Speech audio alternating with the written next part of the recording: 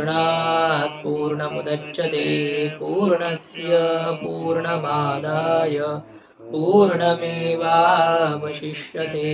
ओम शांति शांति शांति।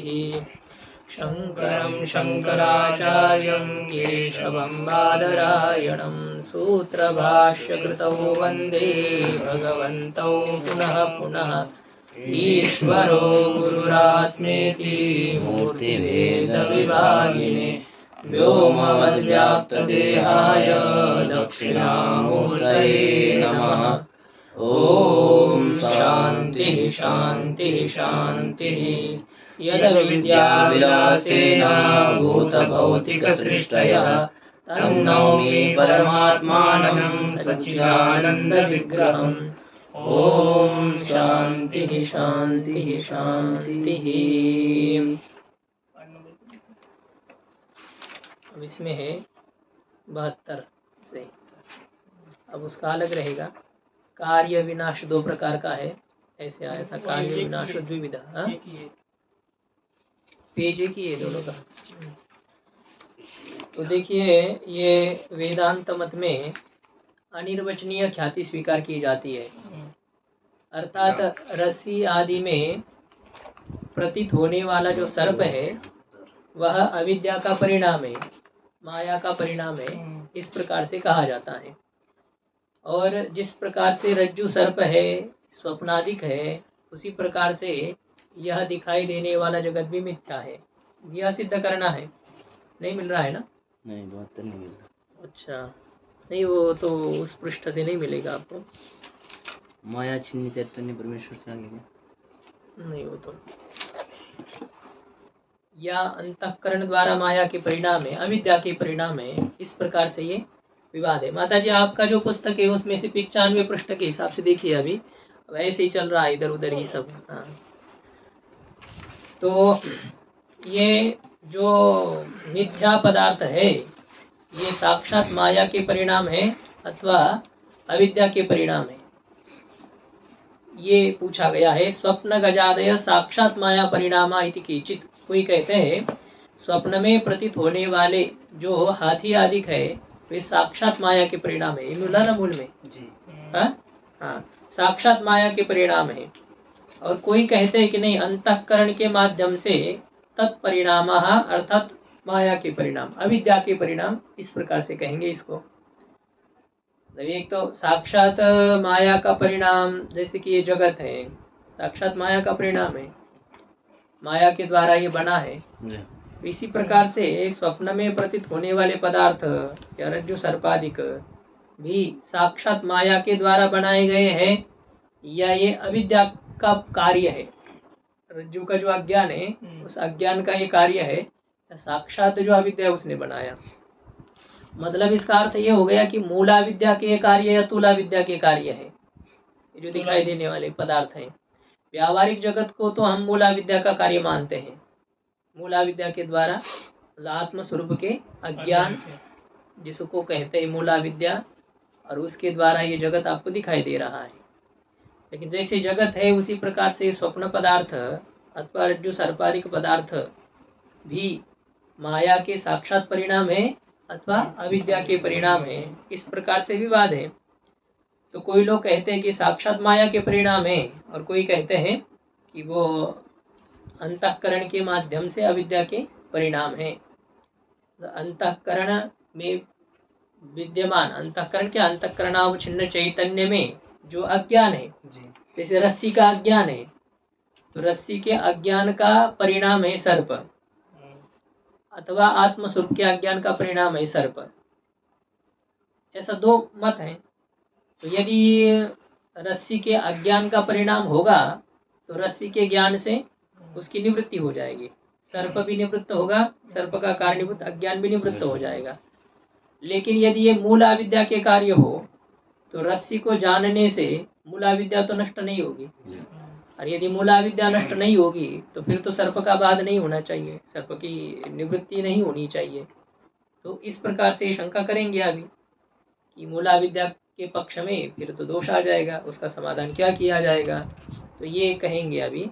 देखिए, ननु गजादेः शुद्ध चैतन्याद्यस्तत्वे इदानीम् अधिष्ठान साक्षात्काराभावेन जागरणे अपि स्वप्नोपलब्ध गजादय अनुवर्तेरन्। हाथी आदि स्वप्न में प्रतीत होने वाले जो हाथी आदि है जी वो यदि शुद्ध चैतन्य में अध्यस्त है, अधिष्ठान ब्रह्म चैतन्य में आत्म चैतन्य में यदि अध्यस्त है, शुद्ध चैतन्य मतलब जिसमें क्या ये कहेंगे ब्रह्म चैतन्य, और बाकी विशिष्ट में मतलब रज्जु अवच्छिन्न चैतन्य में या शुक्ति अवच्छिन्न चैतन्य में, ये है ना, ये रज्जु अवच्छिन्न चैतन्य में अध्यस्त है, अन्यत्र अध्यस्त नहीं है। शुक्ति अवच्छिन्न चैतन्य में अध्यस्त है, अन्यत्र अध्यस्त नहीं है।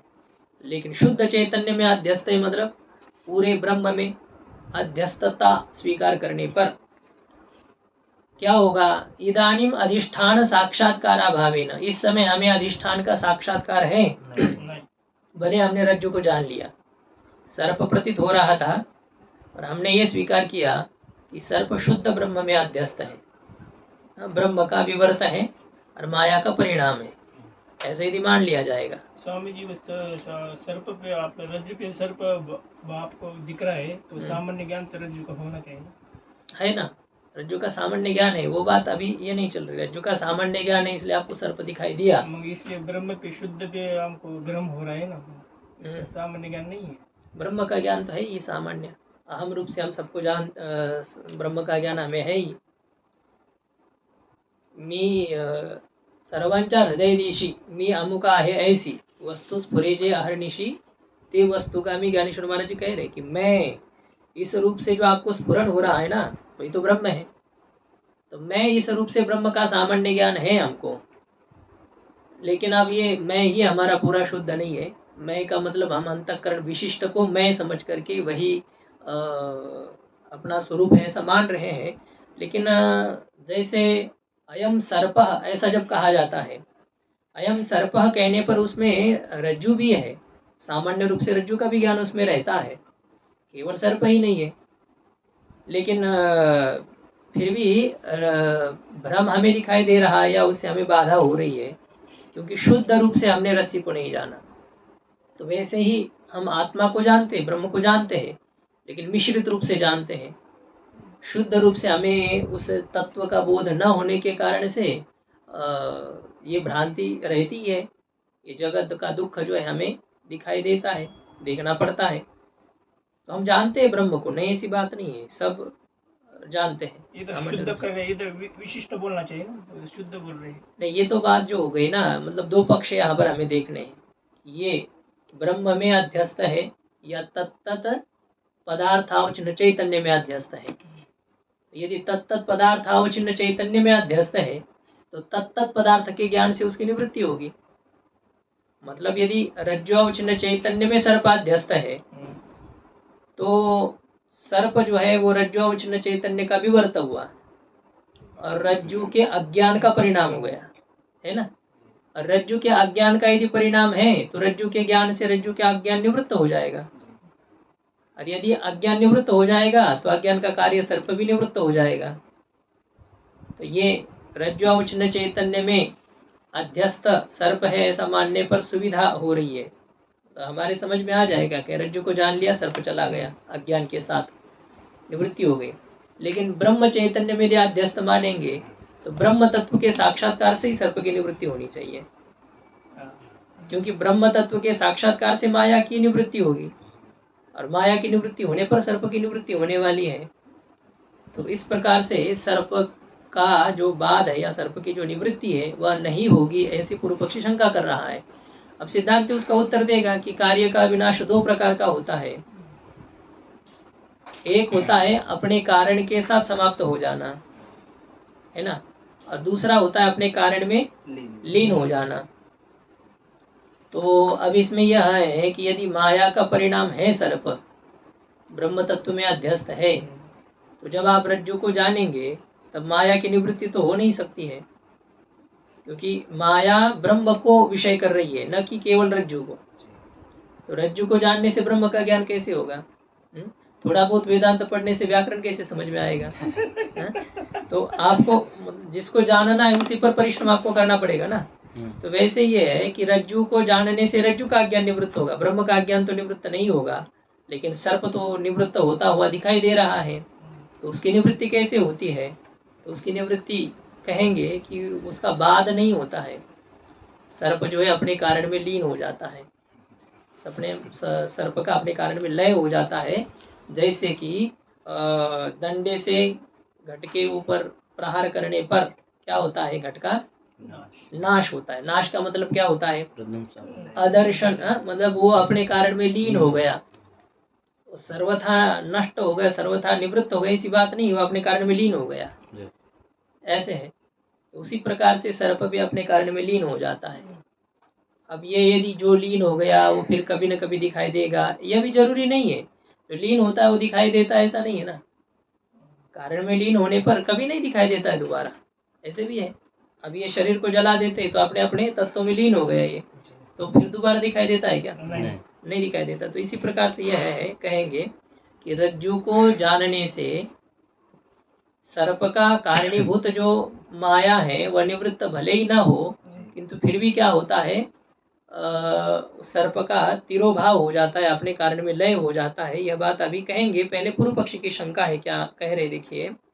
गजादेह शुद्ध चैतन्य अध्यस्तत्वे, हाथी आदि को शुद्ध चैतन्य में अध्यस्त स्वीकार करने पर इदानीम अधिष्ठान साक्षात्कार अभावेन, इस समय हमें अधिष्ठान का साक्षात्कार है नहीं। हम ब्रह्म तत्व को तो जानते नहीं है, है ना। मतलब जिस प्रकार से जानना है उस प्रकार से नहीं जानते हैं, जानते तो है सामान्य रूप से। तो अधिष्ठान का साक्षात्कार प्रत्यक्ष अनुभव का अभाव होने से जागरणे अपि स्वप्नोपलब्ध गजादय अनुवर्तेरन, जागृत अवस्था में भी स्वप्न में प्रतीत होने वाले हाथी आदि की अनुवृत्ति होनी चाहिए, उनकी प्रतीति होनी चाहिए, क्योंकि उनका कारण तो निवृत्त नहीं हुआ। अधिष्ठान का ज्ञान जब तक नहीं होगा तब तक अध्यस्त की निवृत्ति होगी नहीं होगी। रज्जु को आपने जाना नहीं और सर्प को आप हटाना चाहते हैं, यह कभी हो सकता है? सर्प की निवृत्ति हो ही नहीं सकती। आप वहां से भाग सकते हैं, दूर जा सकते हैं, आंख बंद कर सकते हैं, ठीक है, आपको सर्प नहीं दिखाई दे रहा है, लेकिन आप अंदर से यही मानेंगे कि सर्प है। हमने आंख बंद कर दी है या हम भगाए वहां से, लेकिन वहां सर्प है। तो सर्प की निवृत्ति तभी होगी जब आपको रज्जु का ज्ञान होगा। यहाँ तो रज्जु अवच्छिन्न चैतन्य में अध्यस्त सर्प नहीं, या फिर तो शुद्ध चैतन्य में अध्यस्त है, तो उसका तो जागरण में भी ज्ञान नहीं है, स्वप्न में तो ज्ञान है ही नहीं, लेकिन जागृत अवस्था में भी उसकी प्रतीति हमें न होने के कारण से स्वप्न में प्रतीत होने वाले हाथी आदि जागृत में भी दिखाई देने चाहिए। इस प्रकार की शंका पूर्व पक्षी के द्वारा की जाती है। टीका में आखिरी जो है ना पैराग्राफ वो देखिए।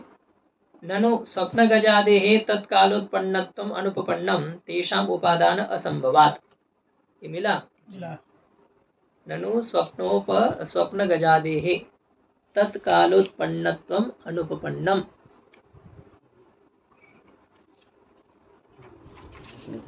मिला ये भाई इधर।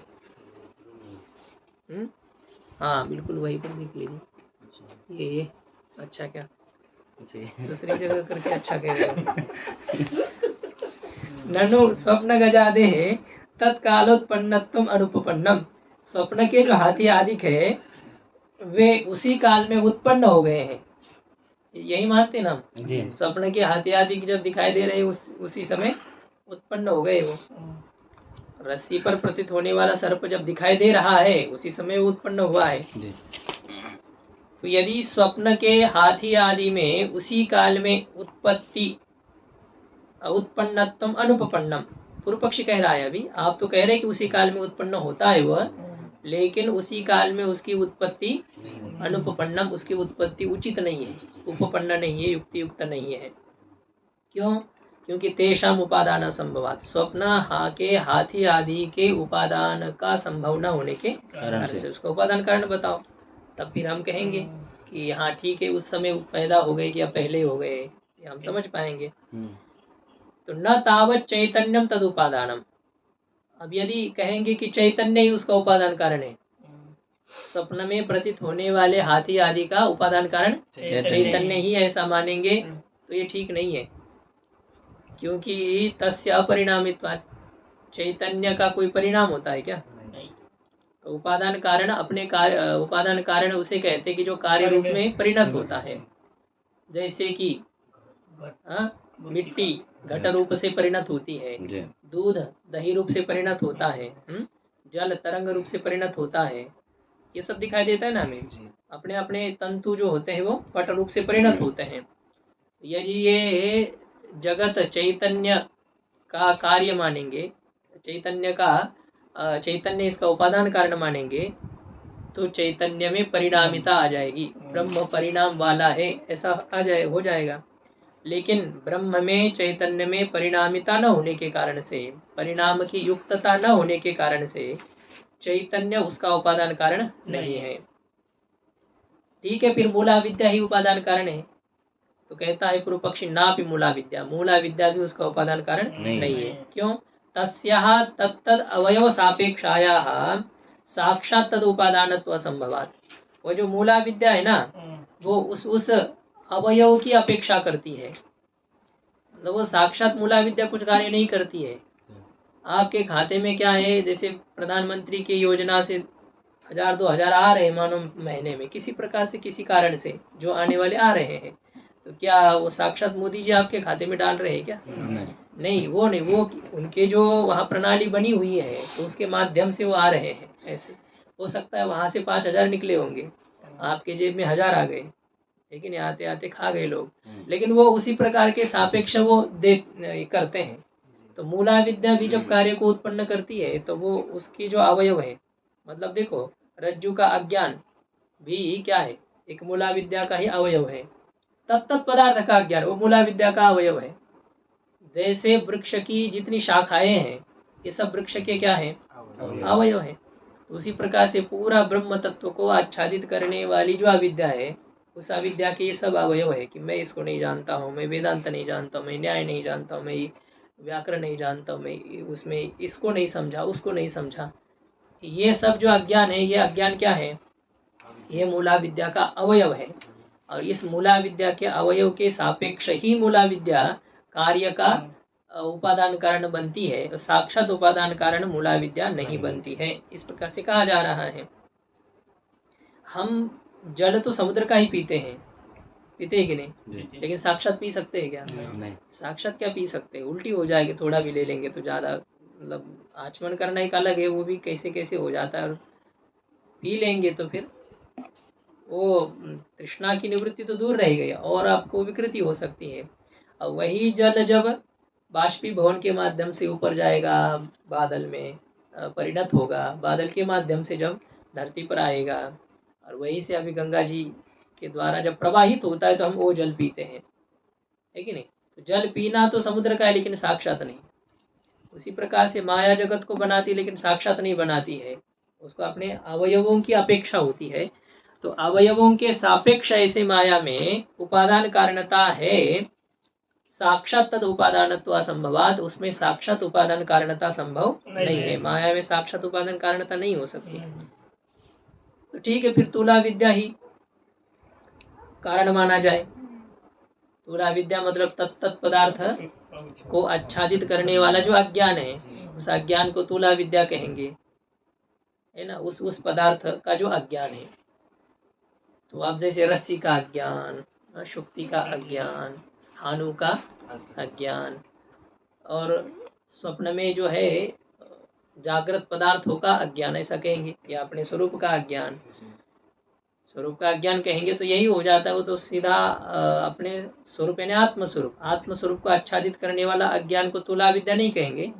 आत्मस्वरूप को आच्छादित करने वाली तो मूला विद्या ही है, क्योंकि आत्मस्वरूप जो है वो कोई परिचिन्न पदार्थ थोड़ी है, वो आत्मा ब्रह्म ही है ना। और ब्रह्म को आच्छादित करने वाला जो अज्ञान है उसे तुला विद्या कहेंगे क्या? वो तो मूला विद्या ही है। लेकिन उस पदार्थ के अज्ञान से ही सर्पादि की प्रतीति होती है, ऐसा यदि माना जाए तो अर्थात ये होता है कि तुला विद्या का वो कार्य है, ऐसा होगा। तो वो कहता है पूर्व पक्षी कि तुला विद्या भी उसका उपादान कारण नहीं हो सकती है। क्यों? तस्याः बाह्य देशावच्छिन्न चैतन्याश्रितायाः तत्वात्, क्योंकि वो जो तुला विद्या है उसमें बाह्य देश से अवच्छिन्न जो चैतन्य है, बाह्य देश से उपहित जो चैतन्य है उस चैतन्य में आश्रित, ऐसे ही उसमें उपादान कारणता होने के कारण से, तत्वात् का अर्थ उपादानत्वात्, बाह्य देश से उपहित चैतन्य में आश्रित। जैसे शुक्ति पर रजत प्रतीत होता है तो वो शुक्त्यावच्छिन्न चैतन्य में अज्ञान है ना। अब वो शुक्त्यावच्छिन्न चैतन्य जो है वो बाह्य देश है, बाहर है ना। वो इससे बाह्य है। जैसे अपने अंदर स्वप्न हमें अंदर दिखाई देता है ना, हमारे शरीर के बाहर देश से अवच्छिन्न जो चैतन्य है उसमें तूला विद्या उपादान कारण बनती है। अब जैसे हम स्वप्न में देख भी रहे हैं ना, तो हमें यह नहीं दिखाई दे रहा कि यहाँ ये पदार्थ है, हम तो बाहर जाकर के देख रहे हैं, ऐसे हमको लगता है। ये देखो गंगा जी बह रहे, हम ये कहते कि हमारे अंदर गंगा जी बहने लगी यहाँ, तो ऐसे नहीं, नहीं यहाँ हिमालय पर्वत अंदर घुस रहा है या घुस गया है, या और गंगा जी यहाँ है, ऐसा नहीं, हमें तो बाहर ही दिखाई देता है। तो बाह्य देश से उपहित जो चैतन्य है तो उससे विद्यमान तुला विद्या में ही उपादान कारणता होने से ये उस तुला विद्या में भी उपादान कारणता कहना उचित नहीं है, इस प्रकार से कह रहे। क्योंकि बाह्य देश भी उस समय है क्या स्वप्न में? नहीं। बाह्य देश क्या, वो तो कुछ नहीं है ना स्वप्न में। नहीं। ये जो जागृत पदार्थ, आप ये कमरा है, ये आप लोग है, मोबाइल है, पुस्तक है, स्वप्न में क्या रहता है इसके, इसमें से कुछ भी नहीं। इसमें से कुछ नहीं है। हमारा शरीर नहीं है, जो स्थूल शरीर दिखाई दे रहा है वो नहीं है वहां पर। तो बाहर का देश नहीं है, बाहर का आकाश नहीं है, बाहर का काल नहीं है, कुछ नहीं, वहाँ एक अलग ही दुनिया है। वो स्वप्न की जो होती है वो अलग है, वहाँ का काल भी अलग है। देख लीजिए ना, वहाँ का मिनट जो होता है, वहाँ का सेकंड जो होता है वो और यहाँ के सेकंड का विचार करो कितना अंतर है। पूरा रात भर हमने सपना देखा कहते हैं हम लोग, और बड़ा सपना 2.5-3 सेकंड का होता है। तो यहाँ के 2.5-3 सेकंड में वहाँ पूरी रात बीत गई। पूरी रात नहीं, कई सालों बीत जाते हैं, है कि नहीं? कितने सालों से हम अपने कई जन्मों को देख लेते हैं, कहीं क्या होता है। तो वहाँ का काल भी अलग है, वो सब अलग ही सृष्टि है। तो बाह्य देश वहाँ पर है क्या? नहीं। हाँ, बाह्य देश प्रतीत हो रहा है कि नहीं? हो रहा है। जो प्रतीत हो रहा है तो वो तो प्रातिभाषिक है। प्रातिभाषिक। वो प्रातिभाषिक वो कैसे, खुद ही जो अध्यस्त है वो अविद्या का अधिष्ठान बनने के लिए उपाधि कैसे बनेगा? वो खुद ही बाद में बनेगा ना। जैसे हाथी, प्रतीत होने वाला हाथी तुला विद्या का परिणाम है, उसी प्रकार से वहां प्रतीत होने वाला देश भी तो तुला विद्या का परिणाम है कि नहीं है? तो तुला विद्या का परिणाम यदि मानना है पदार्थों को, तो तुला विद्या को तो चैतन्य में अध्यस्तता माननी पड़ेगी। वो तो है, उसे कोई मतलब नहीं था, मतलब कोई तकलीफ नहीं थी उससे। बात ये थी कि बाह्य देश से उपहित चैतन्य में उसे अध्यस्त मानना पड़ेगा। बाह्य देश वहाँ है नहीं, बाह्य देश वहां पर उत्पन्न होने वाला है आगे, वो माया का, अविद्या का परिणाम है ना। अविद्या को देश रूप से अथवा स्वप्न के हाथी आदि रूप से परिणत होने के लिए पहले क्या चाहिए? बाह्य देश से उपहित ऐसा चैतन्य चाहिए। बाह्य देश आगे बनेगा प्रातिभाषिक, उससे पहले बाह्य देश तो है नहीं। तो फिर तुला विद्या का कार्य कैसे हो सकते स्वप्न के हाथी आदि, इस प्रकार की शंका यहाँ पर करके पूर्व पक्षी ने कहा कि तुला विद्या को भी आप स्वप्न आदि के पदार्थों का उपादान कारण नहीं कह सकते हो, मूला विद्या को भी नहीं कह सकते हो। इस प्रकार की शंका करके सिद्धांत ने क्या समाधान दिया कि स्वप्न गजादिक जो है वो माया के परिणाम है, अर्थात मूला विद्या ही उनका उपादान कारण है। इसने कहा था कि मूला विद्या भी उपादान कारण नहीं है, तुला विद्या भी उपादान कारण नहीं है। सिद्धांत कहता है कि मूला विद्या भी उपादान कारण होती है और तुला विद्या भी उपादान कारण होती है, दोनों भी होते हैं। और जो तुमने आपत्ति दिखाई उसका समाधान हम करेंगे कि मूला विद्या अपने अवयव के सापेक्ष ही उपादान कारण बनती है, वैसे नहीं बनती है। तो फिर कैसे उपादान कारण होगी हम बताएंगे। और तुला विद्या बाह्य देश से उपहित चैतन्य में अध्यस्त होकर के ही, विद्यमान आश्रित होकर के ही उपादान कारण बनती है। वहाँ तो बाह्य देश है नहीं, तो कैसे वहाँ वो उपादान कारण बनेंगे, इसका समाधान हम करेंगे। तो देखिए क्या आया, मूल माया के परिणाम है, अर्थात क्या है? मूला विद्या उपादान कहा। ये स्वप्न के पदार्थ कैसे हैं? मूल अविद्या रूपी उपादान कारण वाले हैं, इनका मूला विद्या ही उपादान कारण है। पूर्व पक्षी कहता है न च एवं सुषुप्तौ तत्प्रतिभासापत्ति इति वाच्यम, कहते सुषुप्ति में उसके प्रतीति की सिद्धि नहीं है, तत्प्रतिभासापत्ति ही इति न च वाच्यम। सुषुप्ति में उसके प्रतीति का प्रसंग है। यदि मूला विद्या का कार्य है स्वप्न के पदार्थ, तो मूला विद्या की प्रतीति वहाँ होनी चाहिए। मूला विद्या से सर्प यदि हमें प्रतीत होता है तो रज्जु के अज्ञान की उपलब्धि है कि नहीं? है ना, मैं नहीं जानता हूँ, ऐसी आप माने चाहे न माने रज्जु का अज्ञान तो है ना। यदि रज्जु का अज्ञान नहीं होता तो सर्प कैसे दिखाई देता? तो जैसे सर्प के प्रतीति यदि होती है तो इसका मतलब रज्जु का अज्ञान जरूर है। तो वैसे ही यदि माया का कार्य स्वप्न के पदार्थ है तो सुषुप्ति में तत्प्रतिभासापत्ति ही माया के प्रतीति का प्रसंग है। इति इस प्रकार से पूर्व पक्षी के द्वारा कहने पर सिद्धांत कहता है कि न च वाच्यम, ऐसा नहीं कहना चाहिए। राग द्वेषादिवत निमित्त कारणस्य अंतःकरणस्य तदानीम अभावात। कहते राग द्वेषादि से युक्त जो निमित्त कारण जो अंतःकरण है, उस अंतःकरण का उस समय अभाव होने के कारण से उसकी प्रतीति नहीं होती है, ऐसा कह रहे। निमित्त कारण होने पर उसकी प्रतीति हो, निमित्त कारण न होने से उसकी प्रतीति नहीं होती है। जैसे क्या है, शुक्ति पर प्रतीत जब रजत होता है उसमें राग निमित्त है, आपको उसके प्रति रजत के प्रति ये है ना आसक्ति है, ये मिल जाए तो बड़ा आनंद आएगा, है कि नहीं? इतना हो जाए, किलो 2 किलो मिल जाएगा तो कि मान महीना भर भंडारे नहीं खाना पड़ेगा। क्या साइकिल तो ले लेंगे? हाँ ले लेंगे जो मिल जाएगा, और पैसे और हो जाए तो फिर पुरानी सी स्कूटी भी हो जाए। तो शुक्ति रजत स्थल पर रागादिक निमित्त है, जैसे उसी प्रकार से स्वप्न में प्रतीत होने वाले हाथी आदि जो है उसमें अंतःकरण निमित्त है, अंतःकरण निमित्त है। और सुषुप्ति में अंतःकरण है क्या? नहीं। सुषुप्ति में तदाभावात, सुषुप्ति में अंतःकरण का अभाव। वैसे तो अंतःकरण रहता है लेकिन बाहर का जो कार्य करने वाला अंतःकरण है वो नहीं, वासनात्मक अंतःकरण उस समय है वहां पर। तो राग आदि से युक्त इस प्रकार का जो बाह्य पदार्थ के संबंधी ऐसा अंतःकरण उस समय नहीं है, लेकिन जागृत के संस्कार से युक्त ऐसा अंतःकरण उस समय भी रहता है। ये टिप्पणी कार ले सके जी। ये तो सोने की बात हो रही है, तो बीच में सुषुप्ति क्यों ला रहे हैं? सुषुप्ति नहीं, अच्छा क्या कह रहे हैं? सुषुप्तो तदाभावात्। अच्छा, न च एवं सुषुप्तो तत्प्रतिभासापत्ति ही। तो सुषुप्ति में उसके माया का यदि वो परिणाम है रज्जु सर्पादिक, तो सुषुप्ति में, अच्छा सुषुप्ति में रज्जु सर्पादि की प्रतीति होनी चाहिए। हाँ ऐसा ही हो रहा है, ठीक है।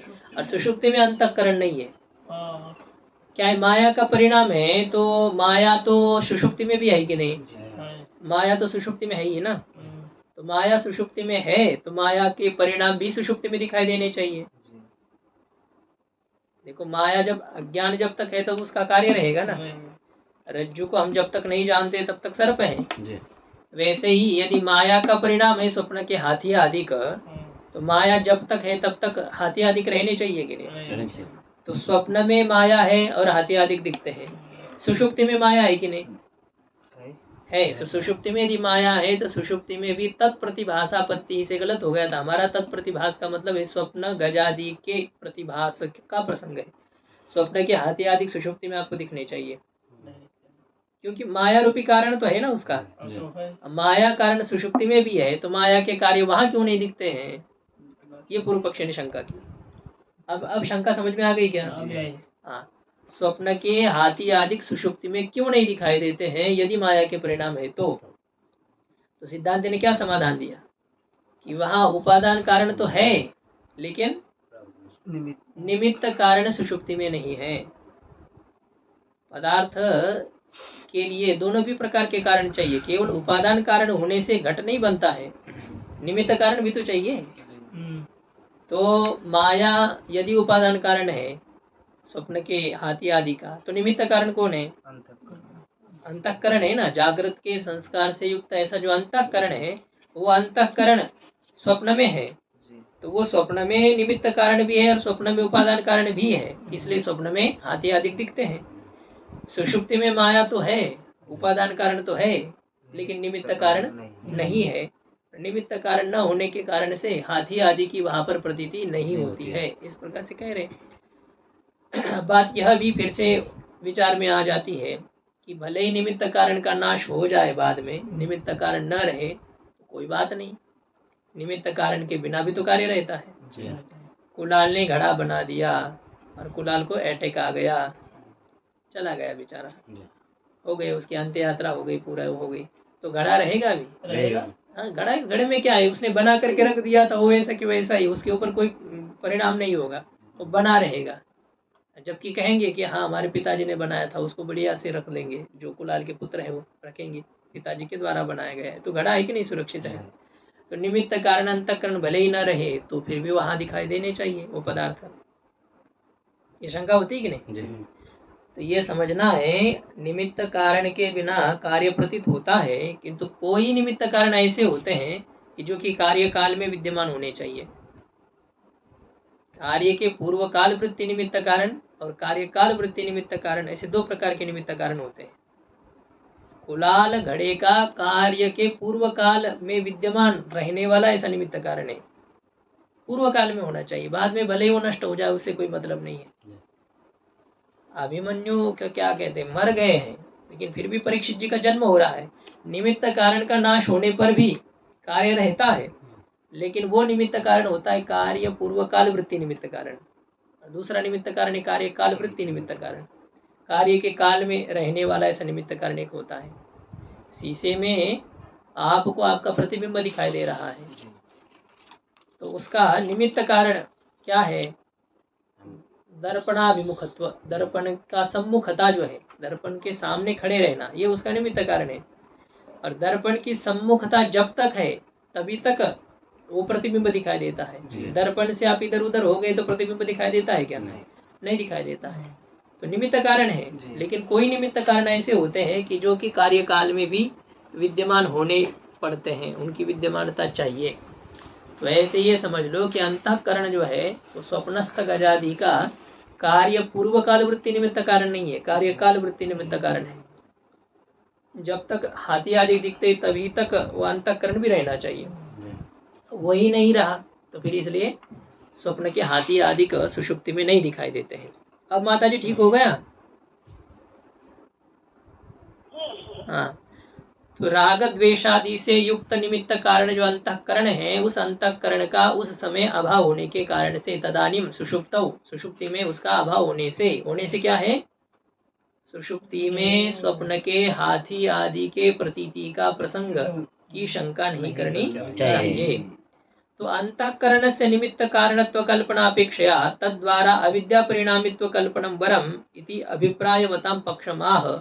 अब माया के परिणाम है ऐसे कहने वाले ने कह दिया कि वो तो माया के ही परिणाम है,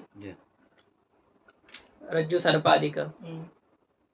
और अब कोई दूसरे कहते हैं कि जब आपको माया के परिणाम मानने पर भी अंतःकरण को निमित्त कारण मानना ही पड़ता है, तो इसके अपेक्षा से अंतःकरण से निमित्त कारणत्व कल्पना अपेक्षया, अंतःकरण में निमित्त कारणता की कल्पना करने की अपेक्षा से तद्वारा अविद्या परिणामित्व कल्पनम वरम, अंतःकरण के माध्यम से, अंतःकरण के द्वारा अंतःकरणोपहित चैतन्य में विद्यमान अविद्या के परिणामिता की कल्पना करना ही उचित है, श्रेयस्कर है। पूर्व पक्षी कहता है अविद्या को निमित्त कारण क्यों मानते हो? अंतःकरणावच्छिन्न चैतन्य में स्थित जो अविद्या है, तो उस अविद्या में अविद्या की ही परिणामिता स्वीकार करना उचित है, ऐसा ये कह रहे। मतलब स्थूला विद्या, अंतःकरणोपहित जो चैतन्य है, अब वो अंतःकरणोपहित चैतन्य तो उतना ही ना जितना अंतःकरण है। नहीं, मतलब देखा जाए तो क्या उपाधि जितने भाग में लगी हुई है तो वो तो अंतःकरणोपहित चैतन्य उतना ही है। तो अंतःकरणोपहित चैतन्य को विषय करने वाला अज्ञान तो तुला विद्या है ना, तो उसी का ही, उसी में ही उपादान कारणता की कल्पना करना उचित है, ऐसा पूर्व पक्षी कह रहा। मतलब कुछ लोग कहते हैं, पूर्व पक्षी नहीं है, ये सिद्धांत के ही दो मत है कि ब्रह्म चैतन्य को विषय करने वाले माया का ही परिणाम है स्वप्न के पदार्थ, अथवा अंतःकरणोपहित चैतन्य को विषय करने वाला जो अज्ञान है, स्थूला ज्ञान, उसका परिणाम है। तो अब वो जो दूसरा पक्ष है कि अंतःकरण के द्वारा अविद्या का परिणाम, अर्थात अंतःकरणोपहित चैतन्य निष्ठ अविद्या का परिणाम, तो ये स्वीकार करना, इसकी कल्पना करना श्रेयस्कर है, वरम श्रेष्ठ है। इस प्रकार से इति अभिप्राय बताम, इस प्रकार के अभिप्राय वाले जो है तो उनके पक्ष आह, उनके पक्ष को कहते हैं। तो उनका पक्ष क्या हो गया कि अंतःकरण के द्वारा ये अविद्या के परिणाम है, अंतःकरण के माध्यम से वो परिणाम है, अंतःकरणोपहित चैतन्य निष्ठ अविद्या के परिणाम है। ऐसे दो पक्ष हो गए।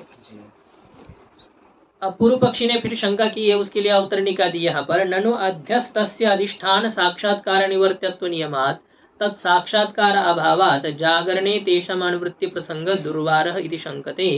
कहते हैं कि अध्यस्त पदार्थ की निवृत्ति कैसे होती है?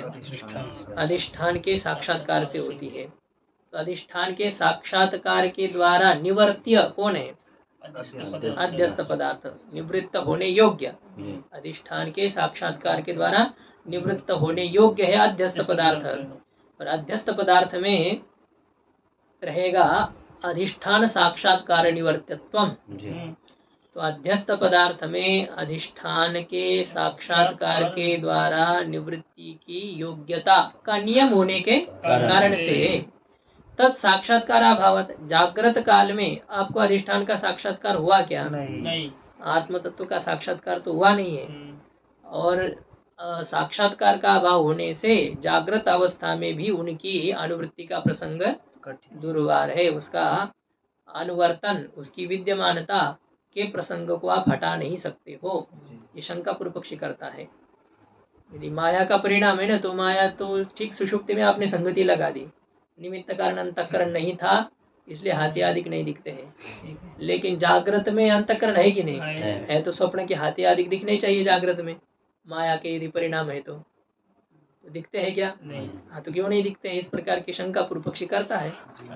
ये शंका पूर्व पक्षी ने की मूल में कि हाथी को, स्वप्न के हाथी आदि को शुद्ध चैतन्य में अध्यस्त स्वीकार करने पर जागृत काल में अधिष्ठान का साक्षात्कार न होने से जागृत में भी स्वप्न में प्रतीत होने वाले हाथी आदि दिखने चाहिए।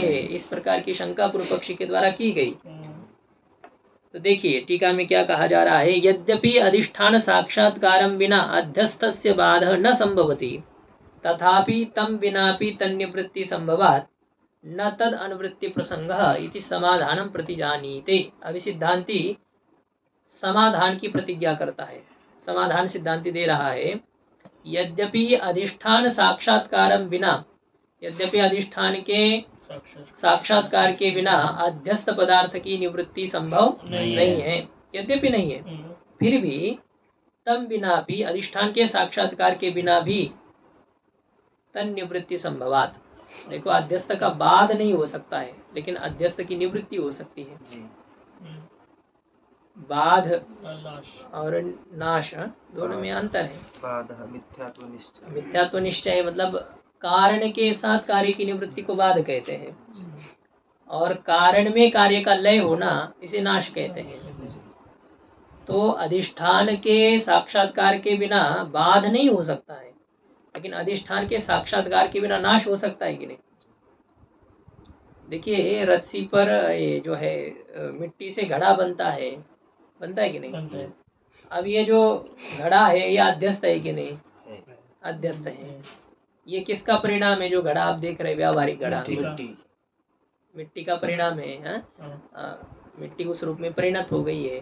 अब उसको बनाने वाली क्या है? माया का ही अवयव विशेष मिट्टी है और उसी का ही ये परिणाम है, घटाधिक जो है परिणाम है। तो यदि घड़े का नाश करना हो या घड़े का बाध करना हो तो क्या करना पड़ेगा? घड़ा मिथ्या है ये जानने के लिए आपको क्या करना पड़ेगा? मिट्टी को जानने मात्र से घड़ा मिथ्या है समझ में आएगा? मिट्टी को नहीं, किसको जानना पड़ेगा? ये जो घड़ा है ना, वैसे क्या कहा जाए उसको, मृदावच्छिन्न चैतन्य में अध्यस्त क्या, वो तो ब्रह्म चैतन्य में अध्यस्त है। मिट्टी के जो सत्ता है वही तो घट की सत्ता है ना, जी व्यावहारिक है ना दोनों भी। दोनों और व्यावहारिक पदार्थ जो है वो माया के परिणाम है। व्यवहारिक पदार्थ किसके परिणाम है? ये जो आपको दिखाई दे रहा है ये किसका परिणाम है? दुनिया, माया का परिणाम है। तो ये इन जगत अंतःपाती पदार्थों के मिथ्यात्व निश्चय करने के लिए आपको किसको जानना पड़ेगा? माया को, उपादान को नहीं जानना होता है, ब्रह्म को जानना। अधिष्ठान चैतन्य को जानना पड़ेगा। माया को जानने से, रज्जु के अज्ञान को जानने से सर्प निवृत्त हो जाएगा क्या? रज्जु के अज्ञान को नहीं, रज्जु के अज्ञान का जो अधिष्ठान है उसे जानना पड़ेगा। तो जब तक ब्रह्म को नहीं जानते तब तक घड़े का बाध नहीं होगा। समझिए जो माया कौन सा कारण हो गई वो? घट का उपादान कारण है ना, परिणामी उपादान कारण है। परिणामी उपादान। अब ये भी एक होगा कि मिट्टी परिणामी उपादान कारण है या माया परिणामी उपादान कारण है? माया का ही अवयव है मिट्टी, माया का ही अवयव मिट्टी है। और मिट्टी यदि घट का निमित्त कारण है, परिणामी निमित्त कारण है ये कहेंगे तो माया ही परिणाम है, वो माया का ही परिणाम है, वो अलग नहीं है। यही आपको कहा ना कि आपके पास में 1000 रुपए आए तो आप ये नहीं कहते किसी व्यक्ति ने मुझे दिए, हम क्या कहते? सरकार ने हमें दिए हैं, ये कहेंगे ना। तो सरकार क्या आपके पास आई थी क्या? नहीं। लेकिन आपको पता है कि ये ऐसी ऐसी प्रणाली है, ऐसी ऐसी पद्धति से सरकार ही मेरे पास पैसा भेज रहा है, तो हम उसे सरकार का ही पैसा मानेंगे, सरकार के द्वारा भेजा गया पैसा मानेंगे, न कि किसी अधिकारी के द्वारा। तो वैसे ही ये मिट्टी से घड़ा बनता हुआ दिखाई दे रहा है, लेकिन ये मिट्टी के पीछे किसका हाथ है? माया का, इसलिए वो माया का ही परिणाम है, ऐसे होता है। तो पूर्व पक्ष ने क्या शंका की थी कि यदि स्वप्न के हाथी आदि माया का परिणाम है तो जागृत में उनकी प्रतीति होनी चाहिए। तो सिद्धांति ने समाधान क्या दिया है कि ठीक है, आपका कहना जागृत में उसकी निवृत्ति नहीं होनी चाहिए, आपका कहना है, क्योंकि अधिष्ठान का साक्षात्कार हुआ नहीं है जागृत में, तो स्वप्न के पदार्थ का बाध नहीं हो सकता। ठीक है, हम कह रहे बाध नहीं हो सकता है, किंतु निवृत्ति होने में क्या आपत्ति है? बाध न होने पर भी निवृत्ति हो सकती है, नाश हो सकता है पदार्थों का। ये कहा ना आपको, ब्रह्म को जाने बिना घट का बाध नहीं हो सकता है, या घट का नाश नहीं हो सकता है। बाध नहीं हो सकता, नाश हो सकता है कि नाश हो सकता है। तो इसी प्रकार से स्वप्न के पदार्थ का बाध ब्रह्म को जाने बिना नहीं होगा यदि वो माया के परिणाम है तो, किंतु नाश होने में क्या आपत्ति है? नाश उसका हो सकता है, कह रहे हैं। यद्यपि अधिष्ठान साक्षात्कार बिना, यद्यपि अधिष्ठान के साक्षात्कार के बिना अध्यस्थ का बाध संभव नहीं है, फिर भी अधिष्ठान के साक्षात्कार के बिना उसकी निवृत्ति संभव होने से न तद अनुवृत्ति प्रसंग, उस स्वप्न के पदार्थ के अनुवर्तन का प्रसंग, जागृत में उनके प्रतीति का प्रसंग नहीं है। इति समाधानम प्रतिजानीते, इस प्रकार से सिद्धांति समाधान की प्रतिज्ञा करता है। सिद्धांति ये कह रहा है कि भाई देखो, कार्य का विनाश 2 प्रकार का होता है, कार्य की निवृत्ति 2 प्रकार की होती है, ऐसा मूल में सिद्धांति कह रहा है। टीका में पहले एक पंक्ति देखिए, बाध रूप नाशाभावे अपि निवृत्ति रूप नाशम प्रकृते दर्शयितुम नाश द्वैविध्यम आह। बाध रूप नाश नहीं है स्वप्न के पदार्थ का, जागृत में बाध रूपी नाश संभव यद्यपि नहीं है, फिर भी निवृत्ति रूपी जो नाश है उसको दिखाने के लिए, प्रकृति में क्या दिखाना है आपको? निवृत्ति रूपी जो नाश है उसको दिखाने के लिए नाश की विविधता को कहते हैं। नाश के 2 प्रकार का कथन कर रहे हैं कि नाश 2 प्रकार का होता है। कार्य विनाश ही द्विविधः, मूल में कहा कार्य का नाश 2 प्रकार का है। तो एक तो होता है कश्चित उपादानेन सह, कोई कार्य नाश जो होता है वो उपादान कारण के साथ कार्य का नाश, ऐसा एक कार्य का विनाश है। और दूसरा एक कार्य का विनाश होता है विद्यमाने एव उपादाने, उपादान की विद्यमानता होने पर ही होने वाला एक कार्य का विनाश, तो वह द्वितीय कार्य का विनाश है, ऐसा यह है। अब इसमें आद्य बाध, इसमें जो प्रथम है उसी को बाध कहते हैं, उपादान कारण के साथ कार्य की निवृत्ति को बाध ऐसा कहते हैं। ठीक है, बाध तो नहीं हो सकता है स्वप्न के पदार्थ का, यदि वो माया के परिणाम मानेंगे तो फिर तो माया की निवृत्ति तो हुई नहीं है स्वप्न जागृत में, नहीं। क्योंकि अधिष्ठान का साक्षात्कार नहीं हुआ है। किंतु दूसरा प्रकार है नाश का निवृत्ति, द्वितीयस्तु निवृत्ति ही। आद्यस्य कारणम अधिष्ठान तत्व साक्षात्कार, बाध का कारण कौन है? अधिष्ठान का यथार्थ साक्षात्कार, अधिष्ठान का यथार्थ बोध बाध का कारण है। तेन बिना उपादान भूताया अविद्याया अनिवृत्ति है, क्योंकि अधिष्ठान तत्व साक्षात्कार के बिना उपादान कारण स्वरूप अविद्या की, मूला विद्या की निवृत्ति न होने के कारण से उसकी निवृत्ति नहीं हो रही है, तो फिर पदार्थ का बाध नहीं होगा कि ठीक है। किंतु द्वितीय विरोधी वृत्ति उत्पत्ति दोष निवृत्तिश्च, नाश का कारण जो है ना, दूसरा जो कार्य का नाश बताया निवृत्ति, अब वो जो निवृत्ति है उसमें क्या कारण है? उसमें अधिष्ठान साक्षात्कार की आवश्यकता नहीं है, उसमें कारण है विरोधी वृत्ति की उत्पत्ति। उसके विपरीत वृत्ति उत्पन्न हो जाती है तो पहली वृत्ति समाप्त हो जाती है, नष्ट हो जाती है। हम इस मोबाइल की तरफ देख रहे थे, अब इस पुस्तक की तरफ देखने लग जाएंगे तो मोबाइल को विषय करने वाली वृत्ति नष्ट हो गई। तो विरोधी वृत्ति की उत्पत्ति ही उसमें कारण होती है विनाश में, निवृत्ति में, अथवा दोष निवृत्ति। जब आप जग गए तो निद्रा रूपी दोष रहा क्या? तो दोष की निवृत्ति होने से उस स्वप्न के जागृत, स्वप्न के हाथी आदि के प्रतीति का प्रसंग नहीं है। ये सिद्धांति का कहना है कि जागृत में स्वप्न के पदार्थ के प्रतीति के प्रसंग की शंका नहीं करनी चाहिए, उनका नाश हो जाता है। नाश कैसे हो गया? दोष की निवृत्ति होने से नाश हो गया, ऐसा यह है। तो तद यह ब्रह्म साक्षात्काराभावात् स्वप्न प्रपंच मां बाधी, कहते कि वह इस प्रकार से कहना भी यहाँ पर तत्काल तस्मात् कर लो। इसलिए यहाँ पर जागृत में ब्रह्म का साक्षात्कार का अभाव होने से, ब्रह्म तत्व का साक्षात्कार नहीं हुआ है, इसलिए स्वप्न प्रपंच का बाद भले ही न हो, स्वप्न प्रपंच मां बाधी, स्वप्न प्रपंच का बाद न हो, ऐसा है। मां बाधी, अबाधी अबाधिष्टाम अबाधी, ऐसे ही होगा। बाधते आत्मनिपद है ना, अबाधी अबाधिशाताम, अबाधिशत ऐसे होगा।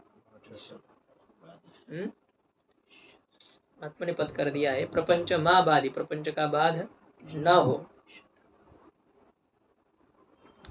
क्योंकि लुंग लकार परस्मै पद में करेंगे तो फिर कैसे होगा? ये तो अबाधी रूप नहीं बनेगा ना, अबाधित अबाधिष्टाम अबाधिशु ऐसे हो जाएगा।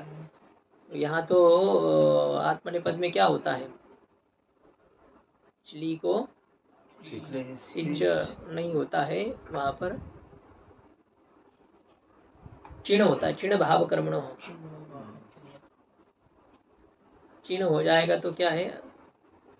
चिण का इकार बाकी रह जाता है तो वह बाधी बन जाता है ऐसा। ठीक है, अब वो देखना पड़ेगा, खोलनी पड़ेगी वो फाइल। स्वप्न प्रपंच महाबाध्या, स्वप्न प्रपंच का बाध ना हो भले ही, किंतु मुसल के प्रहार के द्वारा जिस प्रकार से घटादि का नाश होता है कि नहीं? होता है। तो घटादि का नाश हो गया तो क्या आपने घट के अधिष्ठान को जान लिया क्या? नहीं। घट का अधिष्ठान क्या है? ब्रह्म है। तो घट के अधिष्ठान ब्रह्म को जाने बिना भी घट का नाश हो सकता है? हो सकता है। हाँ, तो उसी प्रकार से विरोधी प्रत्यंतर उदय न, विरोधी अन्य वृत्ति की उत्पत्ति होने के कारण से, स्वप्न के विरोधी है जागृत की वृत्ति, और वो विरोधी अन्य प्रत्यंतर का अर्थ अन्य वृत्ति, अन्य ज्ञान, तो विरोधी अन्य वृत्ति की उत्पत्ति होने के कारण से गजादि निवृत्त कह विरोध, हाथी आदि के निवृत्ति में क्या विरोध है? और दूसरा कारण यह भी है, स्वप्न के कारणीभूत जो निद्रादिक दोष है उसका नाश होने के कारण से भी हाथी आदि के निवृत्ति में क्या विरोध है? तुम्हें क्या तकलीफ हो रही है उसके निवृत्ति होने में? तो स्वप्न के पदार्थ की निवृत्ति में दो कारण बताए यहाँ पर, एक विरोधी वृत्ति की उत्पत्ति और दूसरा है उसके प्रति कारणीभूत निद्रादिक दोषों का नाश। ऐसे ये दोनों कारण होने के कारण से स्वप्न आदि के निवृत्ति में कोई बाधा नहीं है। ठीक है, यहाँ तक अभी कल विचार करते हैं। ओम पूर्णमदः पूर्णमिदं पूर्णात् पूर्णमुदच्यते पूर्णस्य पूर्णमादाय पूर्णमेवावशिष्यते। ओम शांति शांति।